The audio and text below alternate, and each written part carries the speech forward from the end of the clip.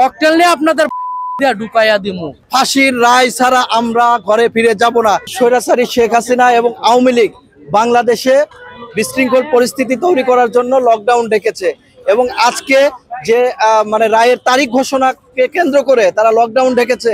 আজকে বাংলাদেশের যে আইসিটি আদালত তারা আজকে ঘোষণা করেছে আগামী 17 তারিখ সোমবার শেখ হাসিনার রায় হবে।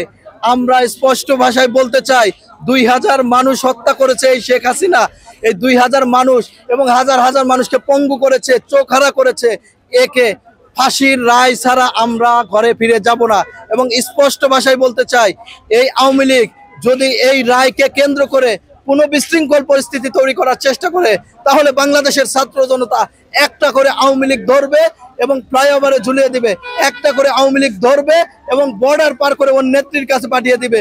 নেত্রী থাকে বিদেশে, মোদির কোলে বসে তারা কর্মসূচি ঘোষণা করে আর বাংলাদেশে অস্থিতিশীল পরিবেশ তৈরি করে আর বাসের মধ্যে পেট্রোল বোমা মারে। যদি একটা পেট্রোল বোমা মারার চেষ্টা করে সেই পেট্রোল বোমা যে গাড়িতে মারার চেষ্টা করবে সেই গাড়ির মধ্যে ওদের ঢুকে দেওয়া হবে। আপা থাকেন ইন্ডিয়া, ভাইয়া থাকেন লন্ডনে, আপু থাকেন আমেরিকায়। ওরা আমেরিকা থেকে বলতেছে, ভারত থেকে বলতেছে যে আসেন আপনারা আমাদের কাজলে আমরা ঢুকবো। ও ঢাকা চল। আরে ভাই ঢাকা কই চলবো? ঢাকা তো আমাদের সাধারণ জনগণ আছে, আমাদের জুলাই যুদ্ধ ভাইয়েরা আছে। আসেন আপনারা ঢাকায়, আমরা আপনাদের কার্যালয় ঘেরাও করে বসে আছি আপনাদের অপেক্ষায়। আপনাদেরকে উপযুক্ত জবাব দিয়ে যাব ওইখান থেকে।